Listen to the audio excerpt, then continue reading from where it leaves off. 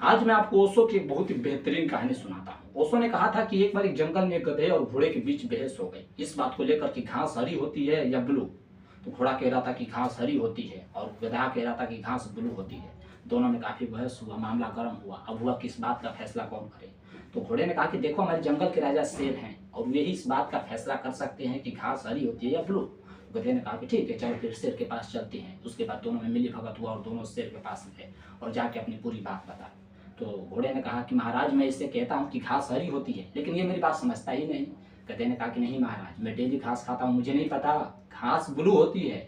लेकिन इस घोड़ा समझता ही नहीं, मैं इसे कैसे समझाऊँ। तो शेर ने काफ़ी देर सोचा, कंफ्यूज तो रहा लेकिन काफ़ी देर सोचा। फिर कहा कि गधे, तेरी बात तो बिल्कुल ठीक है, बता इसके लिए इस घोड़े को क्या दंड दिया जाए।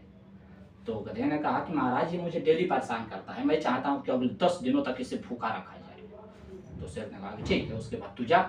तो गधा खुश हुआ कि वाह, न्याय मेरे पक्ष में हुआ, और वहाँ सस्ता कहता चला गया। तो घोड़े ने कहा कि महाराज, ये कैसा आपका न्याय है, आपको पता है कि घास हरी होती है, लेकिन फिर भी न्याय उस गधे के पक्ष में कर दिए। तो शेर ने कहा कि घोड़े, न्याय इस बात का था ही नहीं कि घास हरी होती है या ब्लू। न्याय तो इस बात का था कि तू इतना अक्लमंद और बहादुर होने के बावजूद तू एक गधे के साथ बहस कर रहा था। और यही हमारे जीवन की सच्चाई है कि जब भी हमारे साथ किसी मूर्खों की बहस हो जाए, हमें वहाँ पे चुप